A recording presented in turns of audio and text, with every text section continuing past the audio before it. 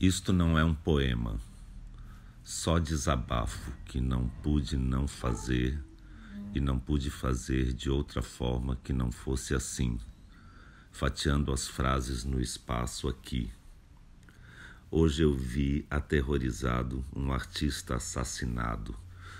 Modo Katendê, mestre de capoeira, autor do Badauê, por conta de uma divergência política num bar da Bahia. Depois corri o dedo sobre a tela e vi e ouvi arrepiado Luiz Melodia, também negro e compositor, também com o cabelo rastafari como a vítima do post anterior, cantando No Coração do Brasil e repetindo muitas vezes esse refrão: no coração do Brasil, no coração do Brasil, que tento sentir pulsar ainda, entre a luz de Luiz e a treva desse buraco vazio que não pulsa mais no peito de Modo Katendê. E não existe amor em SP ou no coração do Brasil, fraturado nesses dias brutos de coturnos chucros a chutar a cara de quem ama arte, cultura, educação, liberdade de expressão, diversidade, cidadania, solidariedade, democracia. Mas não se dá a mínima. O que importa é se subiu a bolsa, caiu o dólar, se todos vão prosseguir seguindo docilmente para o abismo, nessa insanidade coletiva em que o Brasil nega qualquer Brasil possível, cega qualquer futuro possível, e o ódio, o horror e o ódio e nada que se diga faz sentido mais. Para que expor na cara desses caras a palavra explícita, gravada em vídeo e repetida, do seu mito, dizendo: eu apoio a tortura, eu defendo a ditadura, eu vou fechar o Congresso, não servem nem para procriar. Não te estupro porque você não merece. A gente vai varrer esses vagabundos daqui. O erro foi torturar e não matar. Viadinho tem que apanhar, etc, e tudo mais que repete incansavelmente há anos ante câmeras e microfones. Para que mostrar de novo e de novo o mesmo nojo, se é justamente por isso que o idolatram? E sempre haverá os que vêm disfarçar, dizendo: estamos entre dois extremos. Sim, mas veja a Venezuela. É para acabar com a corrupção. Nós queremos segurança, ou não é bem assim. Enquanto constatamos cada vez mais que sim, é assim mesmo, é assim que é. Mas como li por aí, como explicar a Lei Rouanet para quem ainda não assimilou a Lei Áurea? Ou como explicar a Lei da Gravidade para quem ainda crê que a Terra é plana? E querem defender sua ignorância com dentes e garras. Querem matar, atirar, vingar a quem? Em nome de quem? Pátria, família, propriedade, segurança? Se nessa seara não há direitos nem respeito, ensino ou dignidade, só horror e ódio, ódio e horror. As palavras perdem a clareza, os valores perdem o valor, a vida perde o valor. Marielle remorta, remorrida, rematada, por sua placa rompida, rasgada, desonrada, pelas mãos truculentas de brutamontes prepotentes, com suas camisetas estampadas com a face do coiso, que redemonstra sua monstruosidade quando vende em seus próprios comícios camisetas de outro ultramonstro ustra, aquele que, além de torturar, levava crianças para verem suas mães torturadas.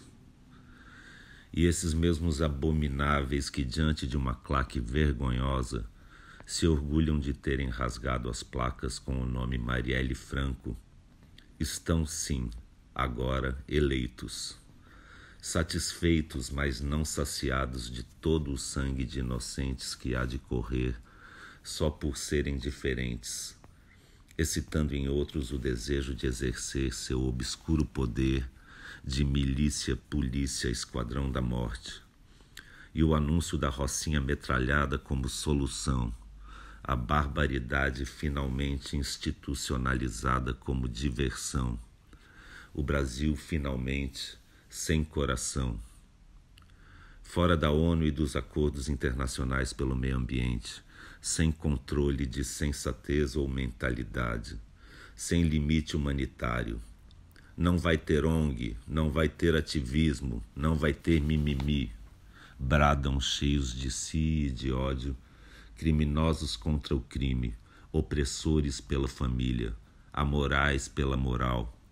Apesar de todos os alertas da imprensa internacional, de esquerda, de centro, de direita, só não vê quem não quer a tragédia anunciada, divulgada não como boato, mas escancaradamente enquanto empoderados pelo discurso de ódio, de horror e ódio, seus eleitores já saem pelas ruas dando tiros e gritos, enxurradas de fakes, suásticas nazistas gravadas com canivete na pele da menina que usava ele não estampado na blusa.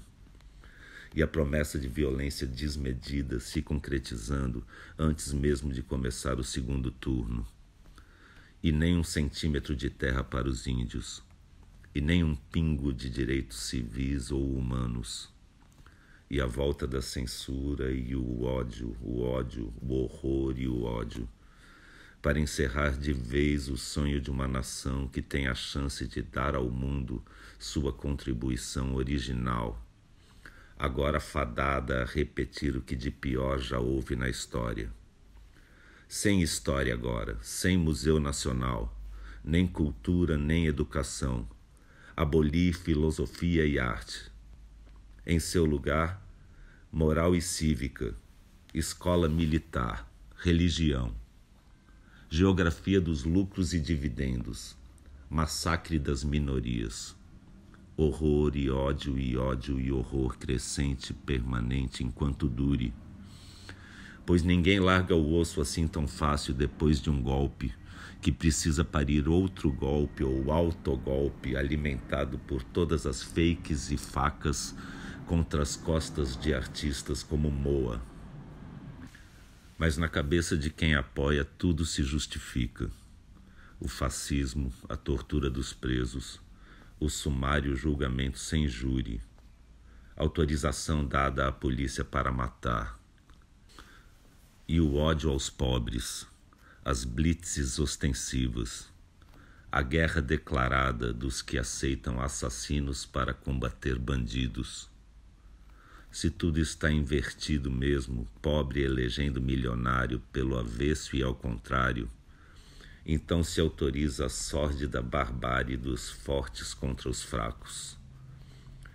Algo está muito doente no Brasil, no descoração do Brasil, que mente, se omite, agride, regride, para avançar sem freios em direção ao fascismo, seguindo a música hipnótica do ódio, horror e ódio, pregados em igrejas em nome de Deus e de Cristo. Só desamor em nome de Cristo, violência e brutalidade em nome de Cristo, armas e tortura e preconceito em nome de Cristo, de Deus e de Cristo.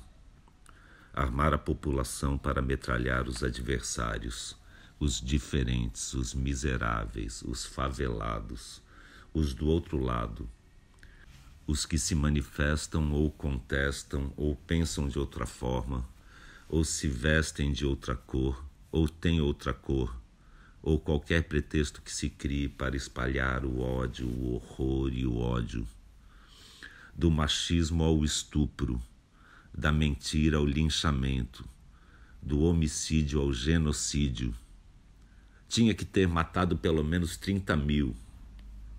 Já sem democracia, palavra vazia em boca de quem compactua, e não são poucos, pensando ser possível alguma forma de neutralidade nesse momento.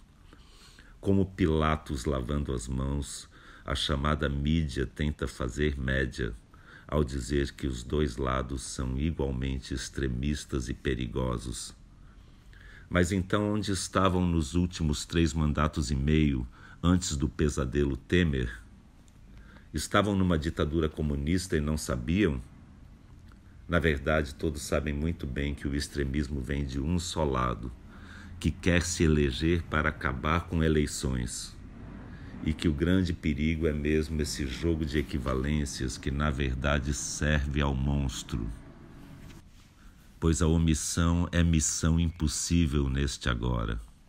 Impossível mascarar o sol da ameaça hostil e explícita do nazismo crescente com a peneira furada de um bom senso mediano, hipócrita e indiferente, que sempre vai dizer sim, mas a Venezuela, como se não tivéssemos ouvido exatamente isso em 64, quando diziam sim, mas Cuba, para justificar a ditadura militar que tanto elogiam hoje em dia e que o atual presidente do nosso Supremo Tribunal Federal decidiu que agora vai chamar de movimento em vez de golpe militar, para adoçar um pouco a boca amarga do sangue impregnado, que não vai sumir assim mudando a nomenclatura, desnomeando a já tão dita ditadura.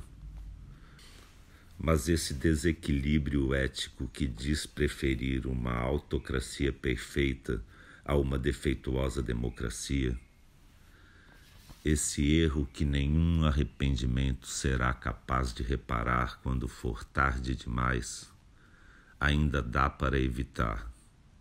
Ainda é tarde de menos para conter o ódio, o horror e o ódio. Ainda dá.